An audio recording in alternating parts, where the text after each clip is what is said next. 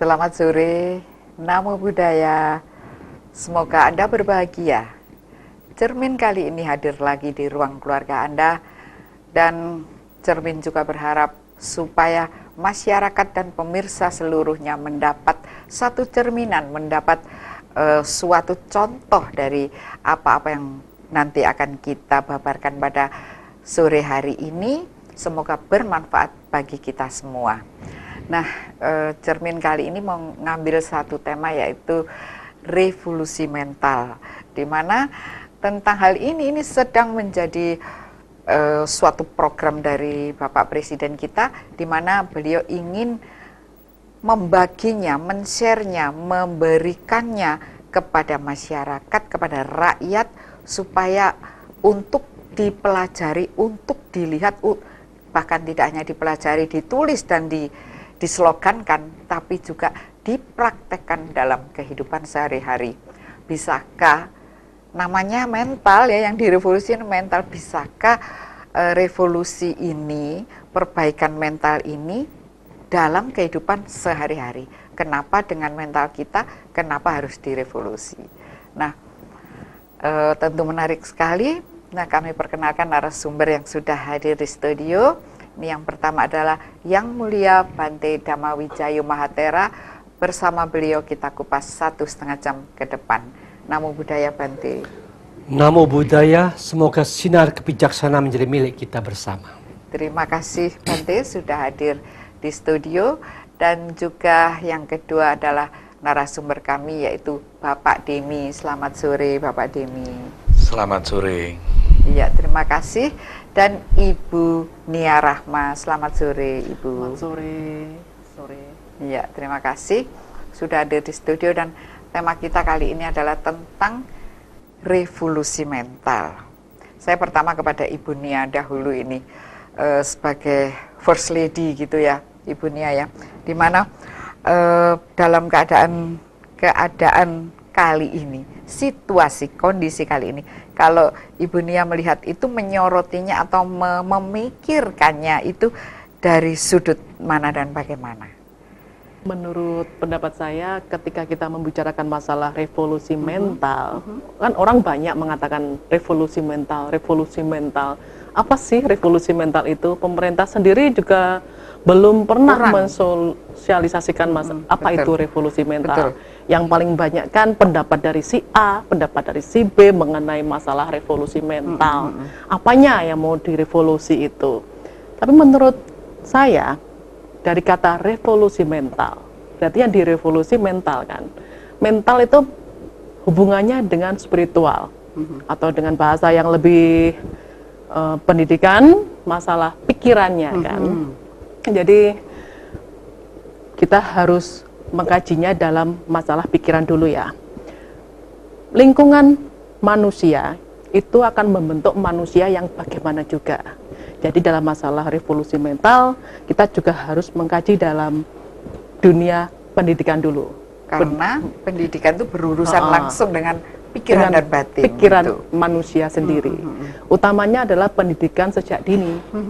Jadi Terutama kepada ada prinsip pada manusia bahwa pikiran yang masuk lebih awal itu akan lebih dominan.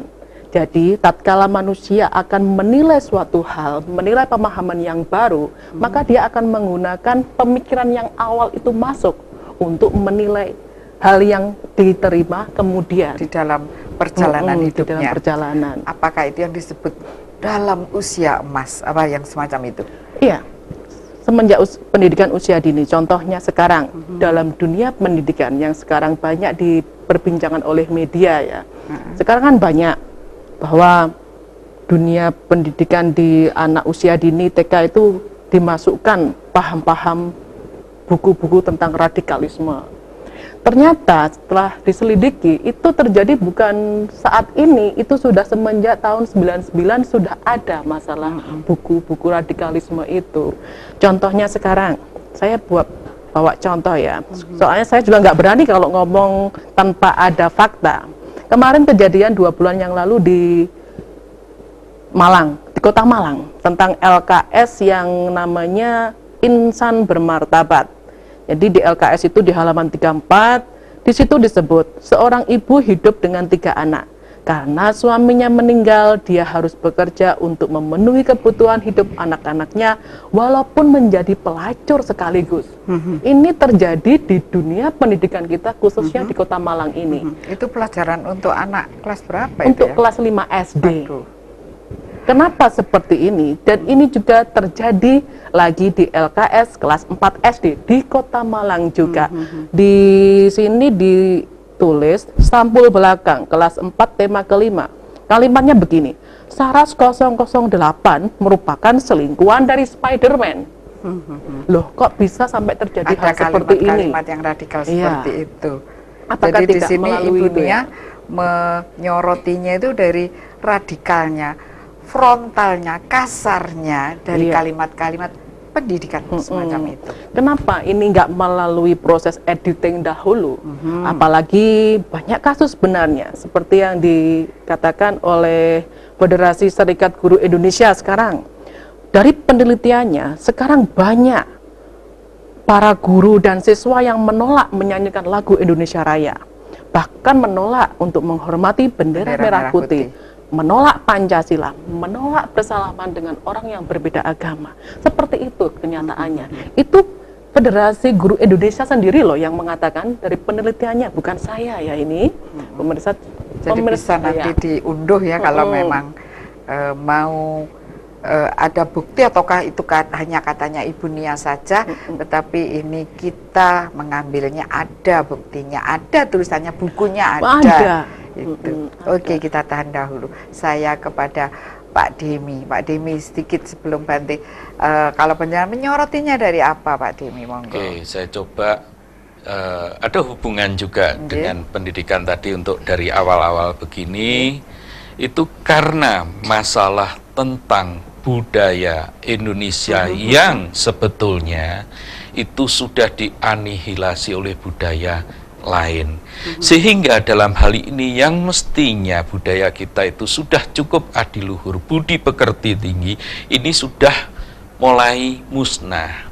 Nah, Presiden kita itu menanamkan revolusi mental, itu artinya merevolusi kembali apa yang sudah terjadi sekarang, bukan kembali flashback ke dunia ke belakang, bukan, tapi meredefinisi lagi bentuk-bentuk budaya yang sudah ada sekarang, itu dikembalikan kepada jati diri budaya Indonesia yang sesungguhnya. Lah kalau sudah begitu, yang namanya budaya itu budi pekerti ditanamkan mulai dari TK, seperti kayak zaman saya dulu. Itu semua, entah itu agamanya apa, rasnya apa, kayak gini nggak ada masalah, tidak ada kekerasan. Sekarang kan adanya kekerasan, ada tanpa toleransi, adanya diskriminasi, pemaksaan kehendak, semua banyak hal di situ, egosentris, bahwa dirinya adalah yang paling benar. Nah, terjadi friksi, efeknya jadi friksi.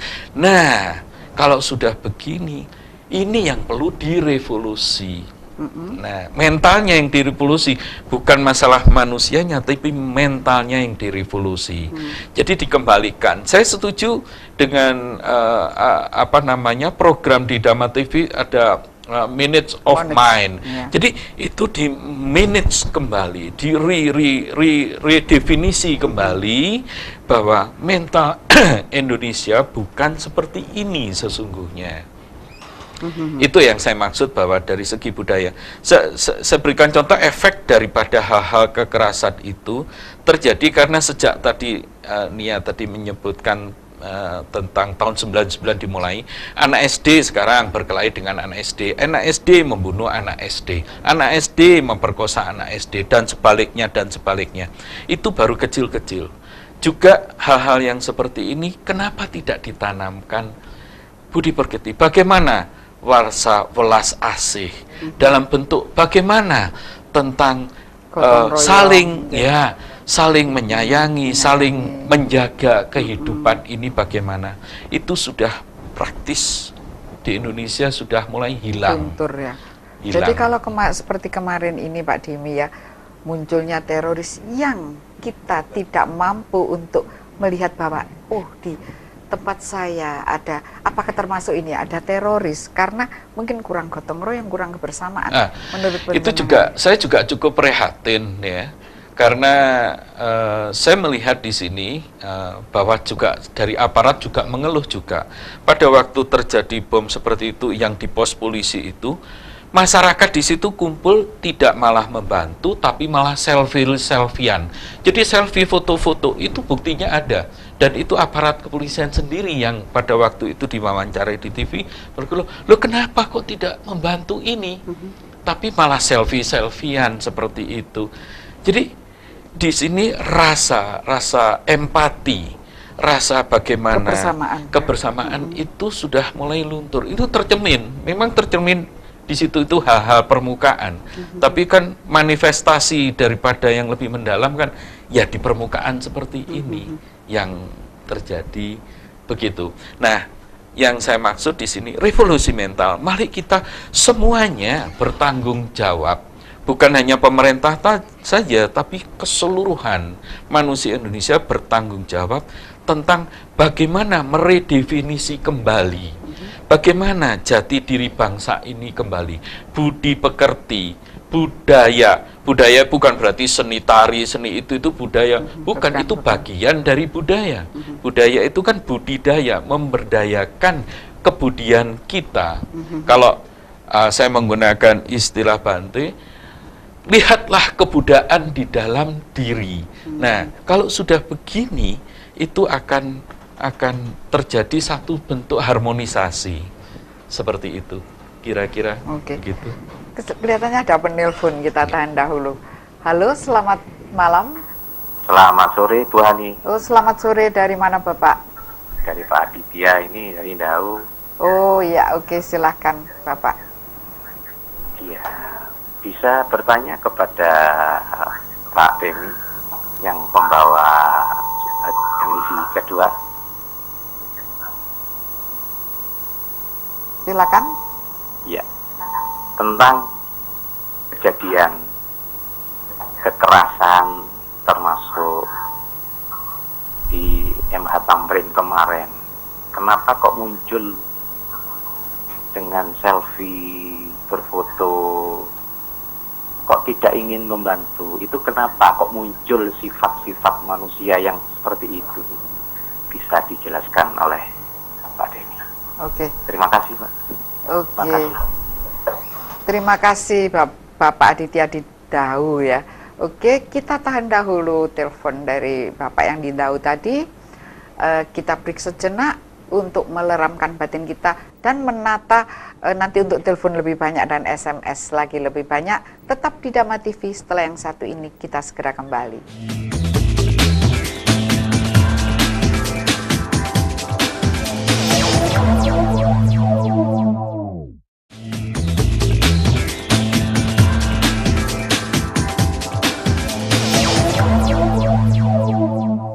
Baik, kita lanjutkan bincang-bincang kita pada senja hari ini. Kami silahkan untuk menelpon di 0341 402 777 dan SMS di 08 510 701 8802. Kami persilahkan. Baik, sebelum menjawab Aditya Ndau tadi, kita kepada Bante tentang revolusi mental. Bante, kalau dari pendapat spiritual seorang biku, bagaimana ini Bante, monggo? Sesungguhnya manusia itu diciptakan oleh kebiasaan demi kebiasaan dari pola pikir mereka masing-masing. Maka demikian masing-masing ini harus mengetahui juga kebiasaan pola pikir kita itu gimana. Yang tidak baik dirubah menjadi lebih baik, yang malas-malasan dirubah menjadi lebih semangat, yang kurang tenang dirubah menjadi lebih tenang, yang kurang bersih dirubah menjadi lebih bersih, yang sifatnya egoisnya begitu kuat, bagaimana dirubah menjadi saling tolong menolong. Maka dari itu kalau kita perhatikan ini, dari semua sejarah agama, Sang Buddha ini termasuk salah satu guru agama yang sudah memulai dirinya sendiri untuk merevolusi. Karena dia melihat di dalam pikirannya ini masih ada musuh yang membuat dia menderita.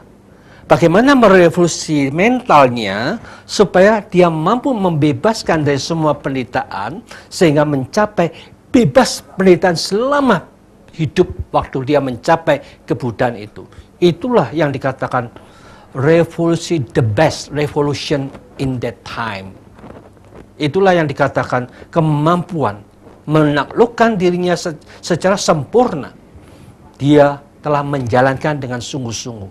Dan dari sekian guru agama, beliau termasuk salah satu guru yang paling banyak mengajarkan ajaran agama, satu hari minimum 18 jam.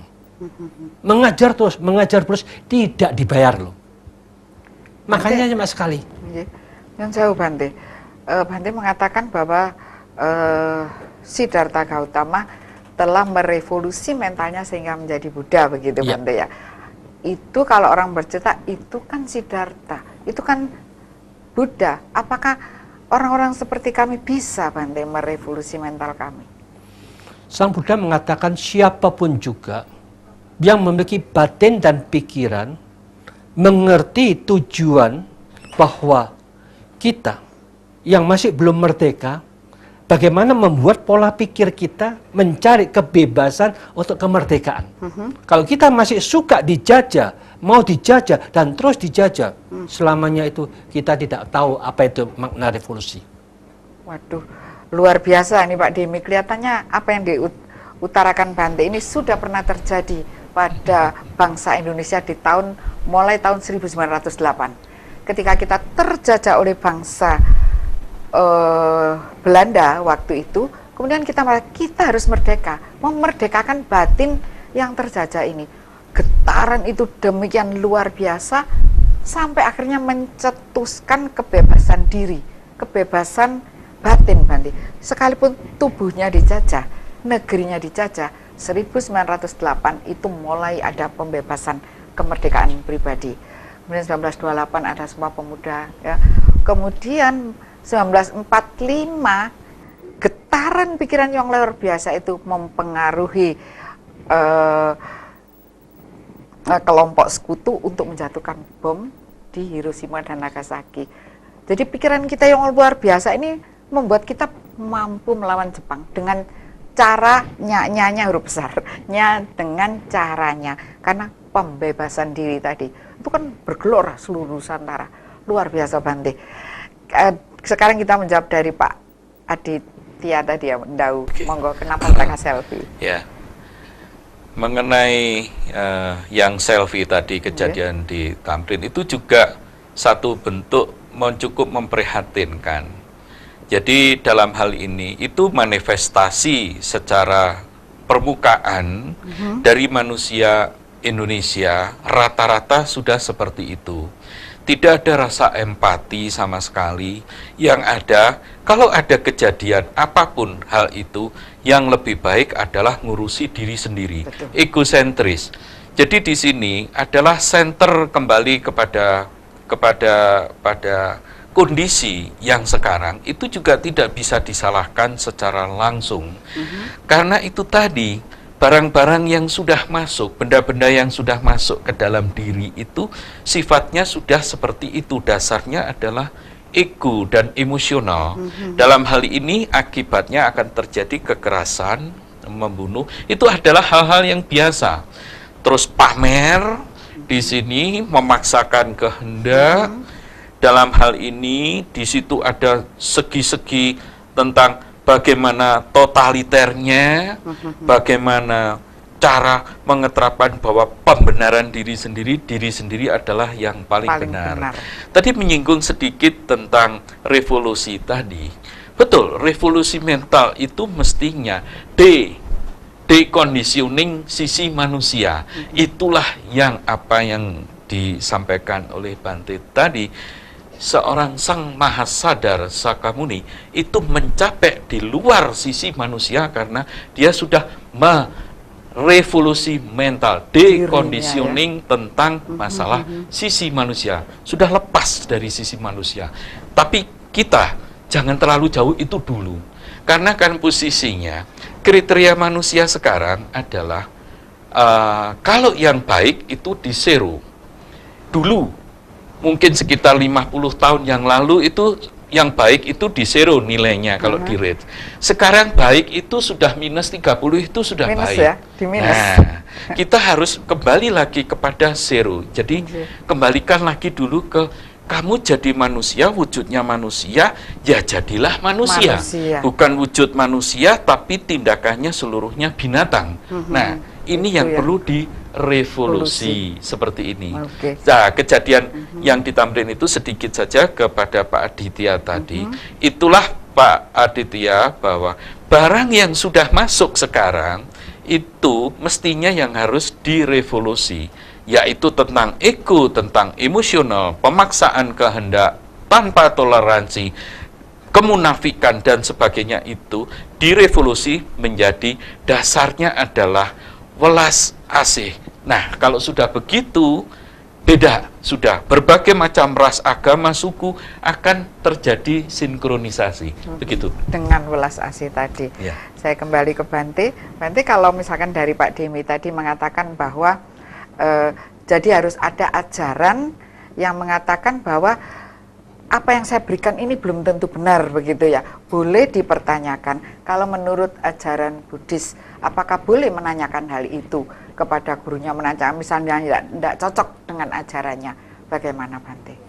Sang Buddha memang satu-satunya guru yang sudah menekankan lain daripada yang lain, jangan percaya terhadap apa yang aku katakan.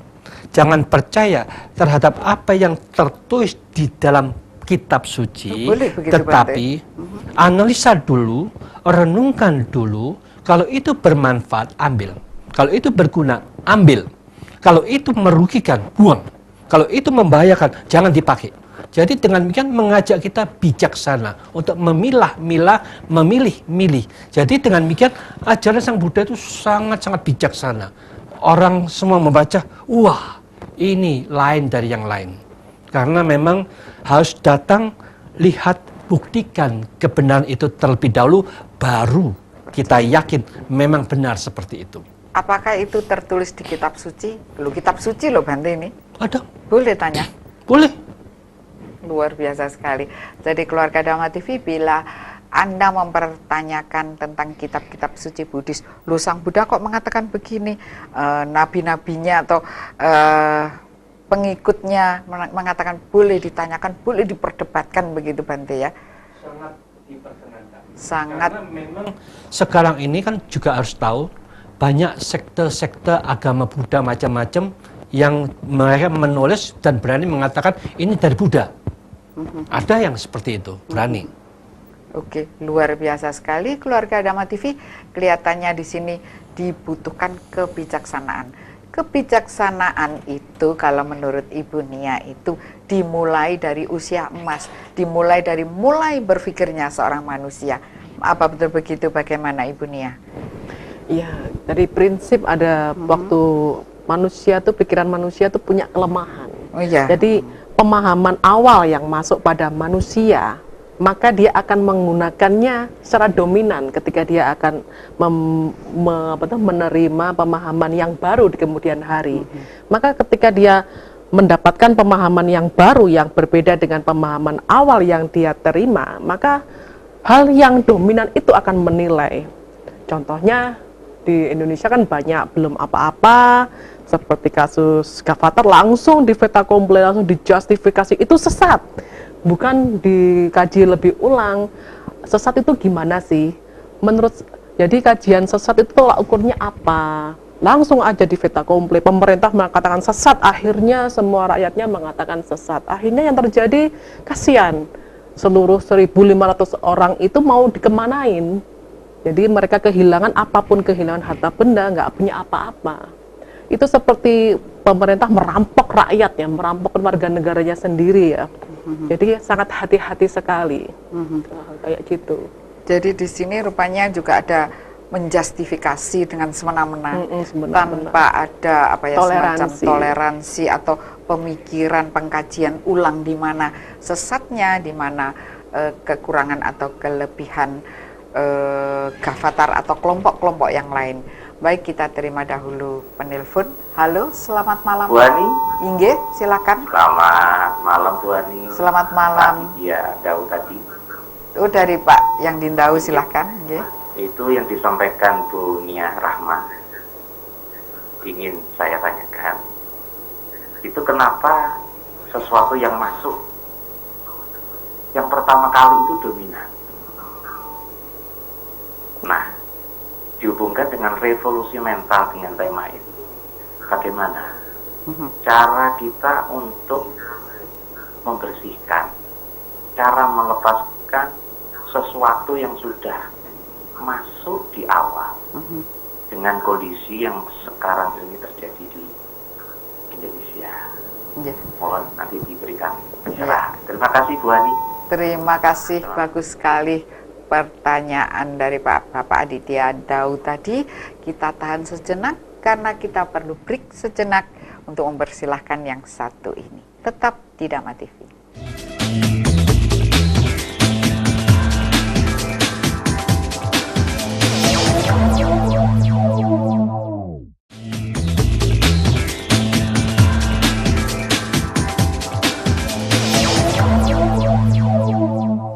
Baik sekali, kita pada segmen ini kita menjawab pertanyaan dari Bapak Aditya Dau, dan sekaligus ini ada juga pertanyaan dari Bapak Mujiono Sukun ya. Selamat malam, saya Bapak Mujiono Sukun mau tanya, dulu di sekolah ada pelajaran budi pekerti, tapi sekarang jarang atau tidak ada. Kenapa? Hampir sama dengan Bapak Aditya, monggo Ibu Nia silahkan. Ya, soalnya pelajaran budi pekerti sekarang itu tujuannya hanya untuk mencari nilai saja, jadi mengejar rating kayak istilahnya kayak gitu ya.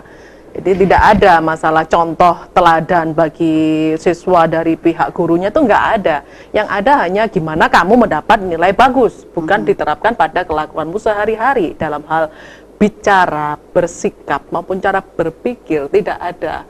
Dan di sini yang bersalah bukan siswanya saja, semua aspek, semua lingkungan, dari guru, dari orang tua, dari pemerintah, itu semua punya andil bersalah ya. Tidak bisa menyalahkan anak didik, itu nggak bisa. Karena semua hal yang dilontarkan manusia saat ini itu hanya syukur berucap. Jadi nggak ada garis dasar diucapkan. Itulah benda-benda yang mempengaruhi anak didik sekarang. Jadi itu akan berpengaruh pada cara berpikir, cara berucap, maupun cara bertindak. Itu kan menggambarkan gimana kondisi hatinya. Ada sebuah prinsip, rupa terbentuk dari hati. Ya itulah hasil dari didikan. Kalau masalah ada pemikiran manusia itu ada kelemahan dari hal-hal yang masuk lebih awal itu akan menjadi dominan, dan dia akan menilai segala sesuatu dengan hal-hal yang diterima sejak awal. Contohnya pada anak usia dini, dia sejak awal sudah disuguhi buku tentang kekerasan. Kemarin di televisi kan digambarkan ya Pak Aditya, itu tentang saya pembela ini, selain saya akan binasakan. Sejak kecil sudah ditanamkan tentang kekerasan dan konsep tentang menjustifikasi, menghakimi, menilai itu baik buruk. Akhirnya ya, dia akan terbawa sampai besar ini, akan terbawa model-model gaya pikiran semacam ini. Iya, akan terbawa. Lingkungan yang bagaimana menciptakan manusia yang bagaimana. Itu prinsip yang mutlak. Rupa terbentuk dari hati. Makanya untuk mengatasinya saya kira harus memiliki power yang sangat besar ya. Untuk mengantisipasi kita hanya bisa mengekang dulu, mencegah supaya ini tidak merambah lebih luas. Dan harus ada redefinisi. Mulai sekarang semua sistem pengajaran itu harus dirombak total. Bagi yang sudah terlanjur dari 99 itu sudah dimasuki paham-paham radikalisme, ya kita hanya bisa mengantisipasinya, mengekangnya, mencegah supaya tidak terjadi hal-hal yang buruk. Ya, jadi hal yang semacam ini cukup menjadikan kita mengurut dada, menghela napas panjang, betapa banyak hal-hal yang hal-hal yang tidak berkenan bagi para orang tua, bagi para pelaku Buddha. Kalau Anu Bhanti mengatakan Buddha Dharma ya Pak Demi ya Bante ya, tetapi artinya juga pelaku kehidupan yang baik, pelaku Dharma. Dharma adalah perilaku yang baik, tetapi itu rupanya sudah luntur. Dan tadi penyakit ini datangnya dari berbagai sektor ya. Sehingga ketika melakukan korupsi, apakah juga ini ada akibat dari kondisi batin yang carut marut atau yang rancu ini Pak Demi? Ya, oke, bagus. Korupsi salah satu mental, sebetulnya hasil daripada output mental. Mental yang bagaimana? Karena barang yang sudah masuk adalah hal yang seperti itu. Saya berikan contoh begini, umpamanya tetangga kita mempunyai sekarang mobil baru, saya belum. Nah, sirkulasi yang seperti ini memicu untuk supaya saya juga harus punya mobil baru yang lebih daripada mobil yang sudah tetangga itu. Nah, ini dengan berbagai macam cara. Karena apa tadi, Bu Hani? Karena konsep itu adalah benda yang masuk. Benda yang masuk tadi disebut nia dari kecil awal, di dominan ini ditambahin lagi benda-benda masuk dari konsep-konsep itu. Nah, konsep itu adalah bagaimana caranya kalau saya kaya, saya punya jabatan, itu merupakan berkah. Entah dengan cara apapun, itu tidak ada masalah. Nah, kalau sudah begini, yang dikejar manusia adalah nama dan kepentingan pribadi. Itulah yang tadi yang saya sebut dasar utama adalah ego dan emosional yang sudah masuk. Padahal dulu budaya bangsa kita sendiri tidak seperti itu. Dulu kan ada istilah tepos liro,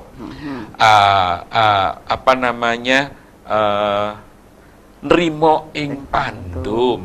Itu sekarang sudah diganti, adalah kompetisi dan saingan. Nah, kalau sudah begitu, ego yang jalan. Kalau sudah ego yang jalan, saya butuh pengakuan masyarakat. Kalau saya kaya, saya akan dihargai. Nah, sekarang akhirnya yang dikejar manusia adalah kehormatan tentang jabatan, tentang kekayaan. Dia sudah lupa kenapa dia jadi manusia. Tujuan jadi manusia dia sudah lupa. Yang dikejar kalau duniawinya, sekarang dia dipuja-puja oleh manusia, itu dianggap kesuksesan. Saya tadi mensitir dari kata-kata Bante tadi, yang memberi contoh dari Buddha Shakyamuni tadi, bahwa yang sebetulnya dunia itu adalah palsu. Sekarang orang itu mengejar kepalsuan. Kembali lagi kalau kepada budaya Indonesia, budaya terutama budaya Jawa, budaya Sunda, itu sama persis. Itu meredefinisi, mereka itu menghormati kehidupan dengan rasa seperti rasa welas asih. Ini sudah hilang sekarang. Gitu ya Pak Dini Sudah ya. hilang. Jadi artinya bahasa menghargai kehidupan yang kalau Bante mengajarkan kepada kami itu adalah Sabisata Bhawantu Sukitata, yang artinya semoga semua makhluk berbahagia. Jadi bukan hanya manusia saja, semua yang mendukung sistem, ekosistem kehidupan manusia ini menjadi bahagia. Mohon pencerahannya Bante tentang tadi itu perlunya menata batin, Bante. Ya, tadi yang memang benar, manusia itu kan dibentuk oleh kebiasaan-kebiasaan yang mereka masuk. Nyun sewu Bante. Ya, halo, selamat malam. Selamat malam Bu Ani. Inggih dari? Semakin menarik ini Pak Didia lagi ini. Oh, monggo. Iya, maaf ini. Sebelum Bante menjelaskan, saya ingin tanya ke Pak Demi ini. Nah, kalau semua itu sudah terjadi, bagaimana cara melepaskan mental-mental yang sudah bobrok seperti itu? Bagaimana caranya? Wong pemerintah, pejabatnya, si A korupsi kena sekian tahun, belum selesai, muncul mantan menteri ini kena sekian tahun. Nah, otomatis kalau seperti ini, bagaimana, kan harus punya cara untuk merevolusi mental-mental mereka. Pak Demi mungkin bisa memberikan penjelasan. Terima kasih Bu Ani. Baik, terima kasih Pak Aditya. pertanyaan ini menarik sekali. Sebelum nanti Pak Jemi menjawab, saya lempar dahulu ini kepada Bante. Cara merevolusi mental ini bagaimana, Bante? Ya, gampang. Sesungguhnya manusia ini harus pandai-pandai untuk menggunakan keenam indrahnya. Ketika kita nonton TV, mendengarkan beritanya itu tidak bagus, tidak berguna bagi kita, langsung aja off, tutup, jangan dilihat, supaya sesungguhnya kejadian itu hanya satu di Jakarta. Tapi masuk berita, ratusan juta orang akan tahu, mengotorin virus ke dalam batin dan pikiran kita. Wah, yang pejabat ini kok begini, pejabat itu kok begitu. Jadi kita menganggap semua pejabat jadi jelek. Maka dengan demikian, tandai kata itu hanya 5% orang-orang yang tidak beres, tetapi masuk tiap hari bergilir, itulah yang akan menanam pikiran kita jelek, pemerintah semua jelek, sangat berbahaya untuk masyarakat kita. Maka seharusnya Balmon, Balai Monitoring atau KPI harus tegas. Berita-berita yang negatif itu jangan dimasukkan lagi, karena sesungguhnya para produser yang hanya mengikuti sistem berita-berita itu, mereka tidak punya kreativitas untuk merevolusi mental, tetapi memberikan virus mental kita, sangat disayangkan. Maka dengan demikian, kita sendirilah yang sekarang sebagai rakyat yang bijaksana, apapun yang Anda lihat, apapun yang Anda dengar, Anda ketika itu jelek, sudah stop, jangan dimasukkan, itu akan jadi program yang tidak bagus.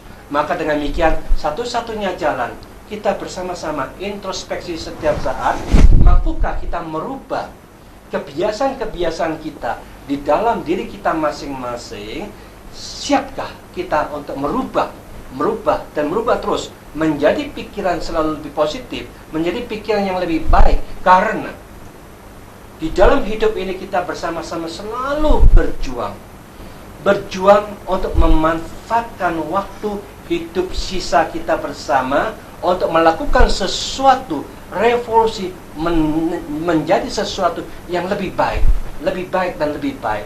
Karena Sang Buddha sudah menegaskan, beliau untuk mencapai kebudaan, dia meditasi dengan sungguh-sungguh selama 6 tahun, tidak pernah berhenti, dengan berjuang. Kalau kita hanya berjuang ke dunia ini, bekerja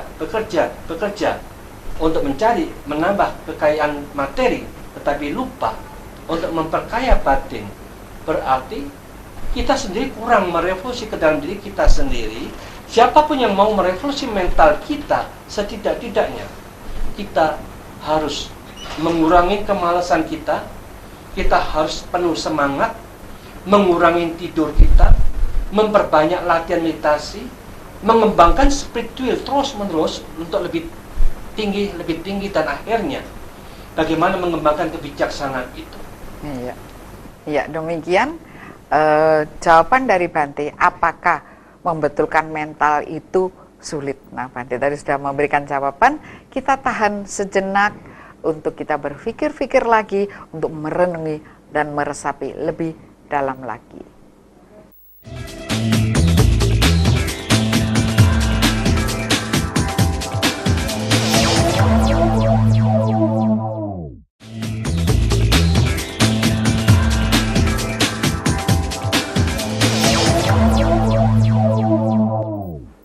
Baik, kita lanjutkan lagi bincang-bincang kita.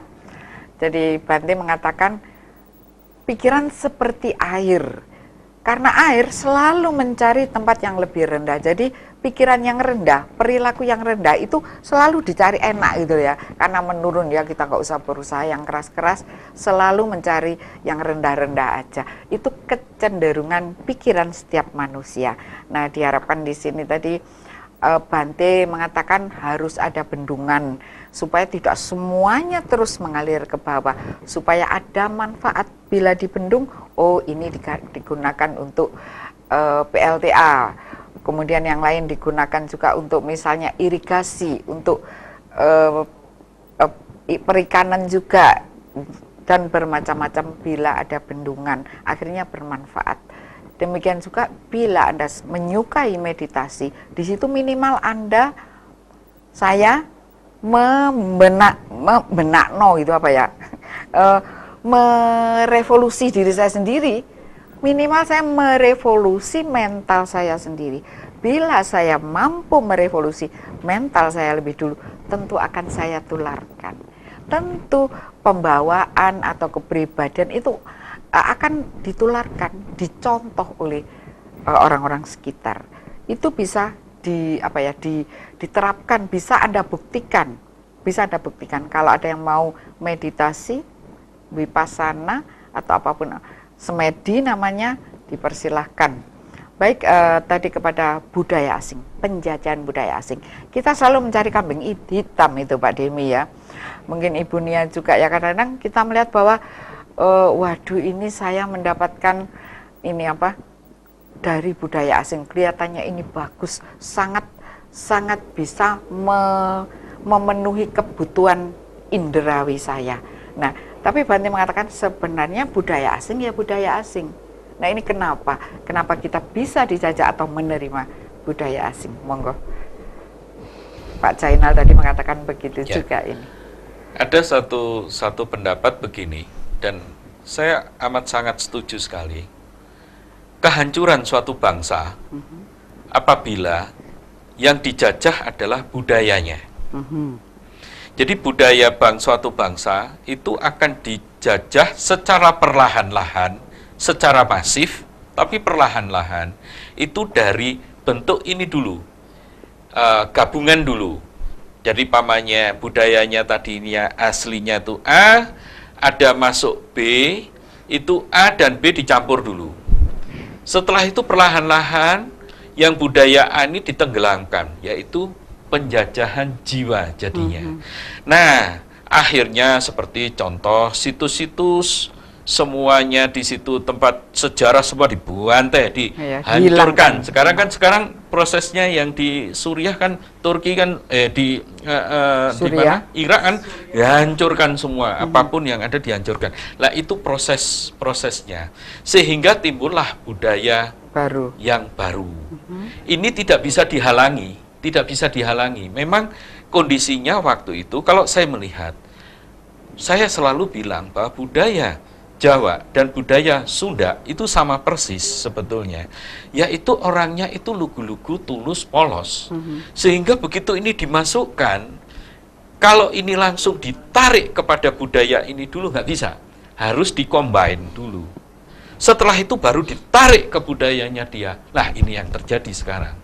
Nah, ini yang saya maksud adalah budaya asing itu tidak salah, itu untuk budaya asing. Untuk orang asing. Untuk orang asing. Saya berikan contoh begini, umpamanya di Eropa, di pantai, di sana. Orang di Eropa di sana cuman maaf aja pakai celana apa adanya, seperti itu nggak ada masalah. Jadi di sini jadi masalah karena menyangkut masalah ada norma. Timur dan Barat, norma.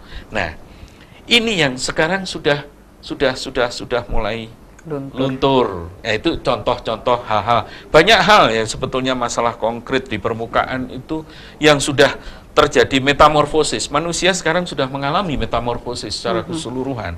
Moralnya sudah dalam kondisi yang paling terburuk. Nah, dalam hal ini harus direkondisi lagi, diredefinisi lagi, yaitu tadi melihat dalam diri. Supaya budaya tadi yang sudah kita punya tadi itu keluar lagi. Kadang-kadang saya pernah mendengar itu Pak Demi, budaya itu sebenarnya diturunkan secara genetika. Jadi mau tidak mau seorang Jawa itu biasanya otomatis bisa berbahasa Jawa. Seperti juga kemarin saya mencoba melukis wayang, padahal belum pernah. Tapi ketika saya mencobanya, loh kenapa saya kok jadi bisa? Seperti ada sesuatu yang menuntun saya untuk membuat lekuk liuk yang ternyata ketika jadi sangat bagus. Dari mana saya belajar? Itu ada budaya semi dewa, semi manusia. Jadi sebetulnya setiap bangsa itu bukan sesuatu kebetulan. Itu memang terkondisi masing-masing mempunyai budaya, terutama timur. Kuat. Arah timur itu kuat. Kalau barat karena masalah peristiwa penghabisan Nuh yang dulu itu habis semuanya sehingga menjadi bentuk baru, sehingga budayanya lebih kuat cenderung ke arah budaya timur. Seperti itu. Jadi genetika budaya timur masih Ya, melekat, ya, masih betul, ada. betul. Kalau Anda Betul. mau meditasi, Yes. Anda sering meditasi, akan ada budaya genetika yang akan turun pada diri Betul. Anda. Benarkah demikian? Kita terima telepon dulu. Halo, selamat malam. Selamat Ya. malam Bu Hani. Nggih, silakan monggo. Pak Aditya tadi. Nggih. Pak Demi tadi mengatakan ada kebudayaan kehidupan, semi dewa, semi manusia. Nah, kami ini orang awam kan nggak paham bagaimana semi dewa, semi manusia. Iya. Kemudian di Bunia tentang pembelajaran yang di awal tadi beliau menyampaikan. Kenapa kok sekarang ini terjadi sekolah-sekolah negeri itu pendidikan agamanya itu dikelompokkan sendiri, sehingga yang Islam, maaf ini yang karena yang banyak sekarang mayoritas mendapatkan porsi besar, sedangkan yang agama-agama minoritas itu porsinya sangat kecil. Nah, padahal kita adalah bukan negara agama, negara Indonesia yang sekian banyak agama. Sehingga Pak Menteri Pendidikan Kebudayaan Pak Anies Baswedan itu ketika di Jogja kemarin menyampaikan hal-hal yang seperti ini harus betul-betul diupayakan dirubah. Iya, sehingga yang maaf yang beragama Buddha ya tentunya harus mendapatkan pembelajaran ilmu agama Buddhanya. Yang Hindu, yang Katolik, yang Protestan, ya mestinya kan harus dilayani dengan baik. Nah, tetapi di sekolah negeri yang sekarang malah tidak, justru yang mayoritas ini yang mendapatkan porsi besar. Iya. Nah, mohon penjelasan dari ketiga narasumber bagaimana ini supaya kita hidup beragama, berbangsa, bernegara ini bisa mewujudkan revolusi mental ini dengan baik. Iya. Terima kasih Bu Terima Ani. kasih. Selamat malam. Tentu yang dikatakan Bapak Aditya ini kehendaknya adalah sesuai dengan Bhinneka Tunggal Ika, di mana tidak ada perbedaan agama, tidak ada perbedaan yang lainnya, di mana porsi agama atau perlakuan terhadap kelompok-kelompok agama bisa diberlakukan secara merata, harapannya begitu. Baik, kepada Ibu Nia lebih dahulu, tadi dikatakan bahwa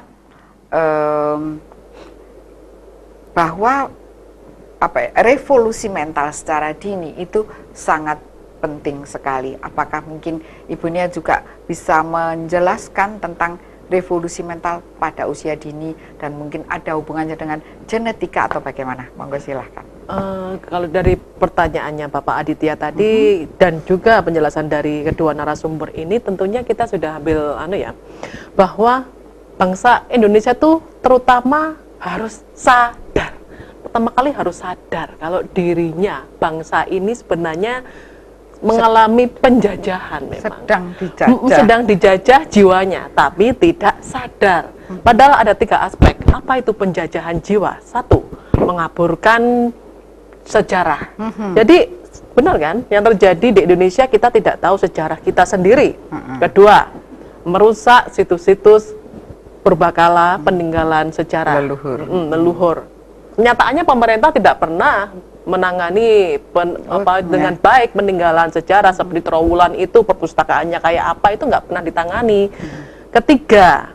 Ketiga ini yang terjadi dengan bangsa kita, mengkambing hitamkan leluhur kita, mengkambing hitamkan tradisi budi pekerti dari Jawa. Padahal Jawa itu kan budaya warisan dewa. Bagi saya memang budaya sami dewa, dewa langsung yang mewariskan pada manusia. Zaman dulu Bu Hani Bante juga tahu kan, orang selalu meditasi mendapatkan pencerahan. Itu kan dewa yang mewariskan pada manusia. Betul.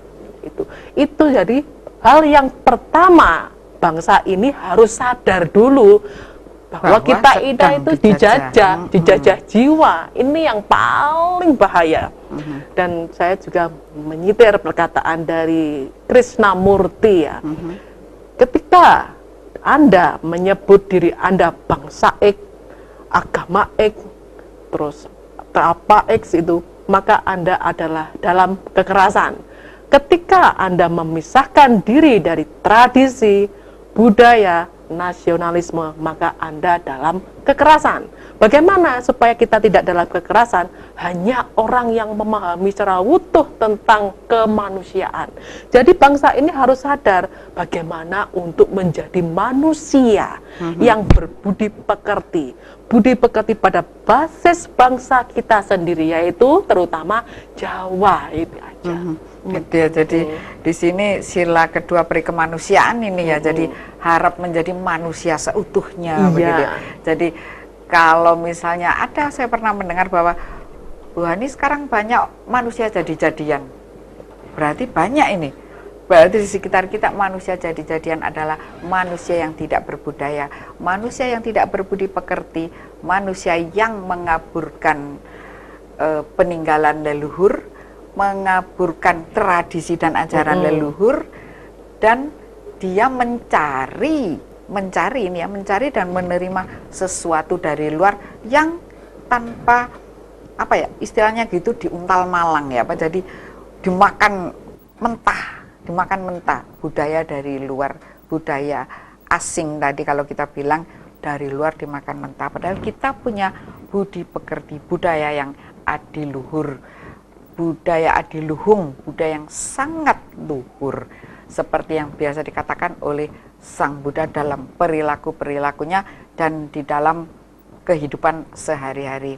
Nah sekarang Bante, dengan meditasi ini apakah memang bisa seseorang ini membersihkan dirinya Bante, dan mungkin bisa berguna bagi mungkin tetangganya, karyawannya, teman-temannya, atau nusa dan bangsa yang lebih besar? Meditasi ini adalah kunci sebagai sumber daya manusia yang paling hebat. Pasti bisa berarti Bante. Karena siapapun juga yang melatih meditasi itu berarti dia sudah memahami ini bisa diterapkan, dipakai ke dunia, juga bisa diterapkan, dipakai ke dalam batin dan pikirannya. Jadi meditasi itu dia mengolah kedua-duanya, yang di luar juga dikelola, yang di dalam juga dikelola. Akhirnya keseimbangan akan terjadi, yang di luar akan beres, yang di dalam juga beres. Tetapi kalau ini tidak dikelola dalam batin dan pikiran ini, yang dibereskan cuma bagian luar, ya akhirnya seolah-olah beres, tetapi dirinya sendiri sama sekali tidak ada sesuatu yang dibereskan, yang dirubah. Maka dari itu dalam meditasi itu yang penting bagaimana kita bersama-sama berusaha untuk memahami kecenderungan arah pikiran kita mau kemana. Kalau kita tahu, sadar bahwa pikiran kita secara umum realitanya condongnya ke arah negatif, maka dengan menyadari seperti ini, kita harus mulai sekarang ada satu revolusi merubah mindset kita, bagaimana mengarahkan ke positif yang lebih kuat dan lebih kuat, yaitu dengan sering mengucapkan sadar damai sesering mungkin, itu memperkuat ke arah positif. Jadi Bante mengatakan sadar dan damai. Kalau Ibu Nia tadi mengatakan kita harus sadar lebih dahulu. Kalau Pak Demi tadi mengatakan dulu itu penuh damai dan gotong royong. Kelihatannya kita sudah mulai mengerucut mencari titik temu. Sampai jumpa di segmen berikut ini. Segmen terakhir, jadi siapkan seluruh pertanyaan. Tetap di Dhamma TV, selalu damai di hati.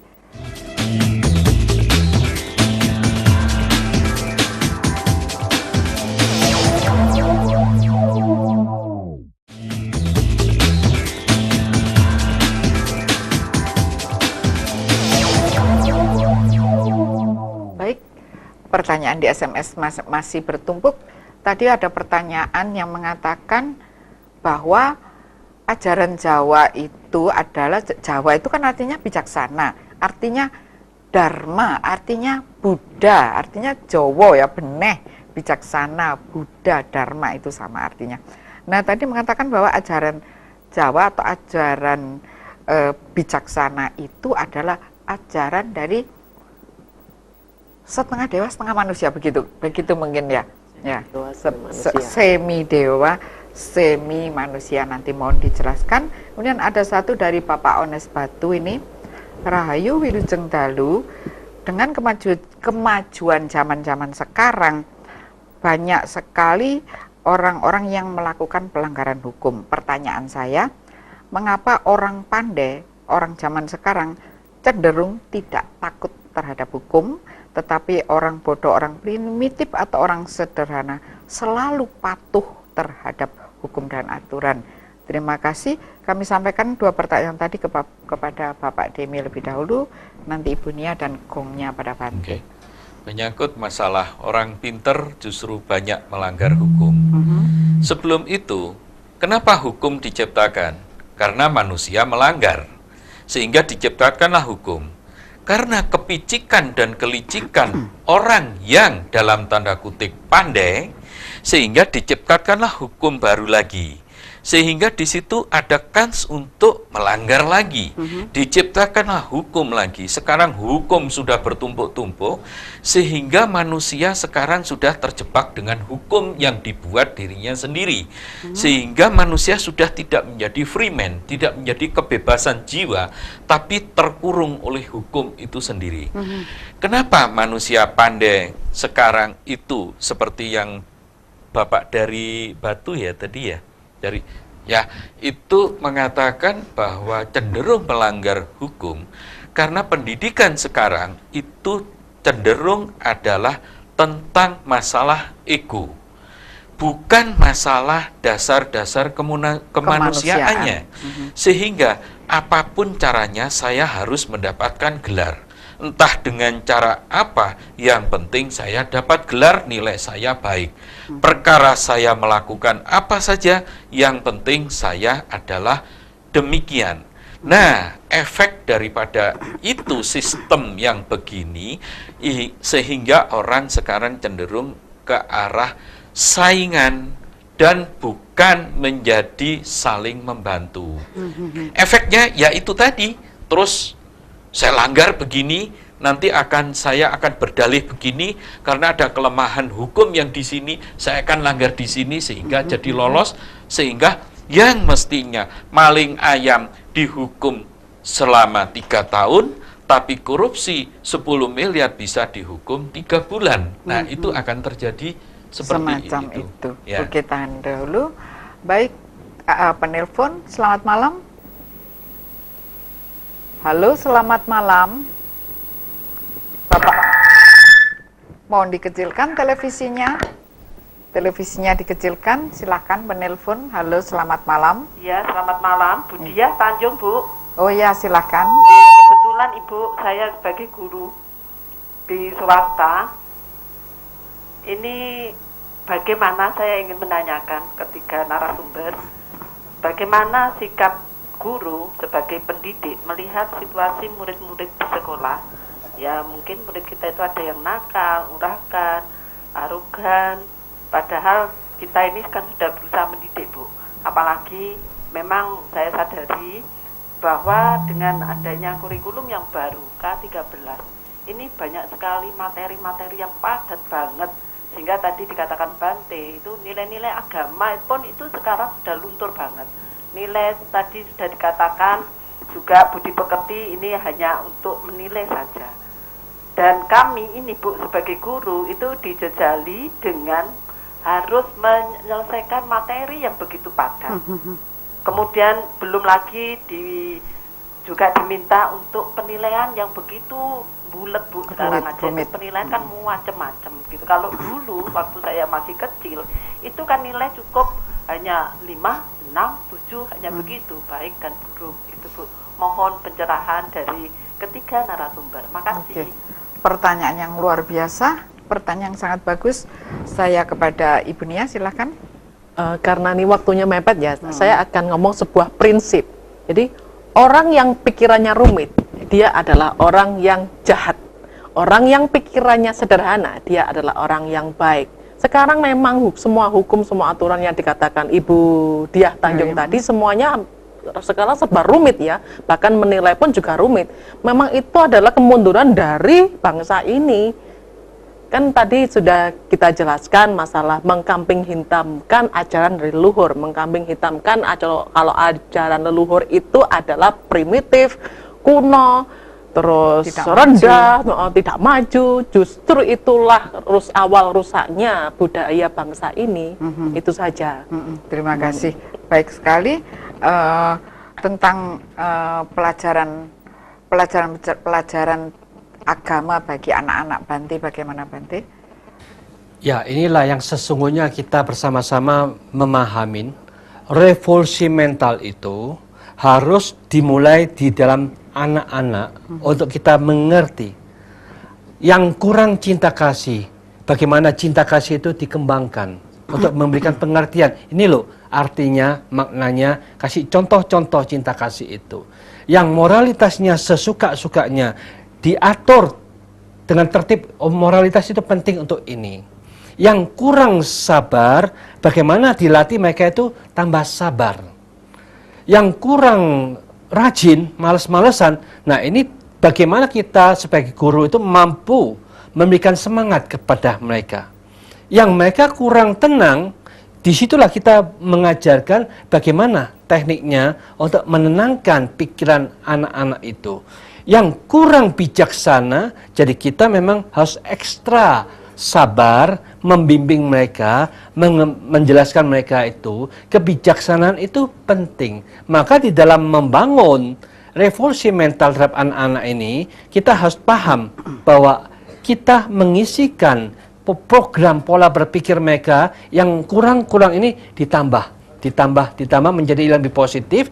Otomatis tugas seorang guru memang berat, tetapi kalau kita mampu merevolusi cara berpikir anak-anak kita dengan bisa menyenangkan mereka, bisa diajak dengan sistem bergurau, buat mainan-mainan, tapi itu mendidik mereka bagaimana sabar, bagaimana bisa kerjasama, bagaimana mereka bisa memiliki kebijaksanaan, bagaimana bisa mengalah, bagaimana bisa menenangkan pikiran dalam suasana apapun juga.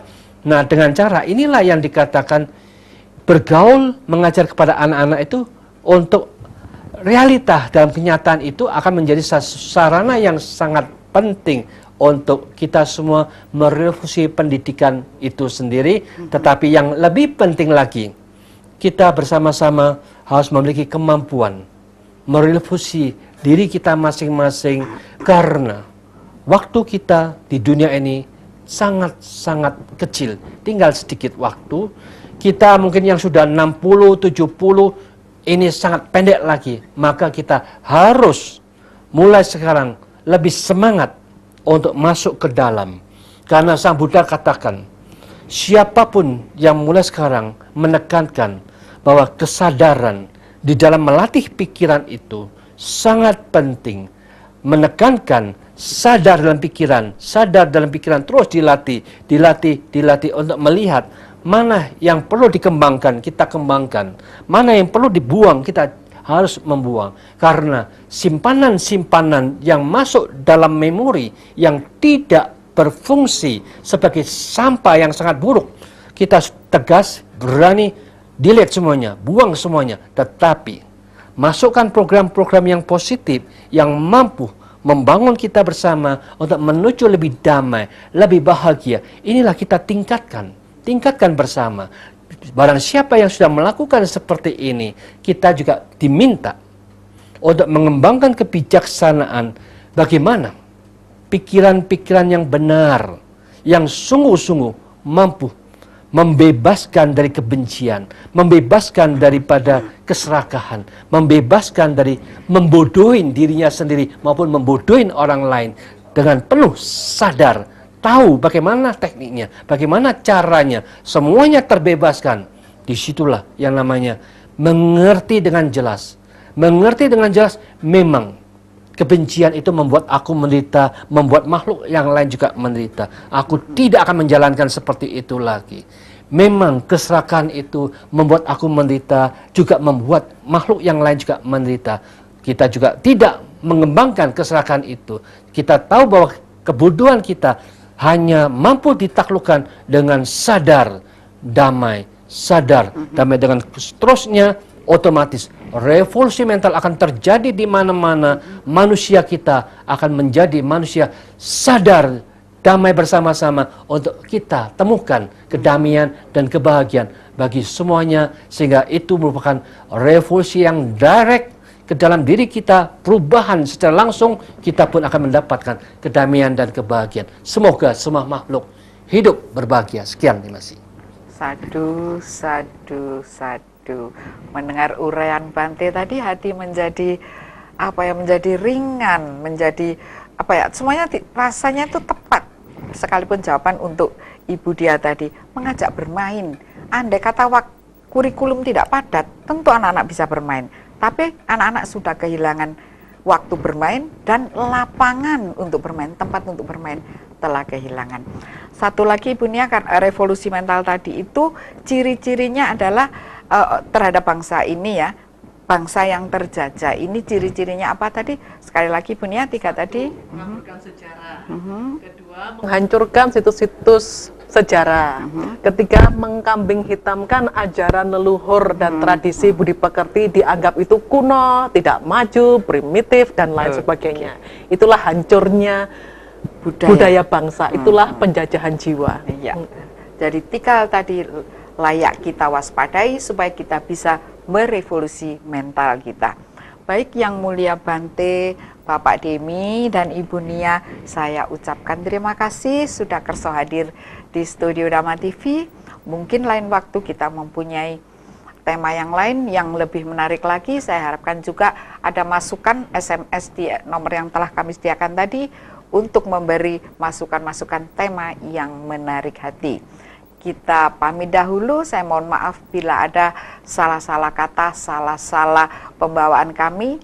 Semoga hal-hal ini tadi bermanfaat bagi kita semua. Anda berbahagia, kita semua berbahagia. Semoga semua makhluk berbahagia. Rahayu.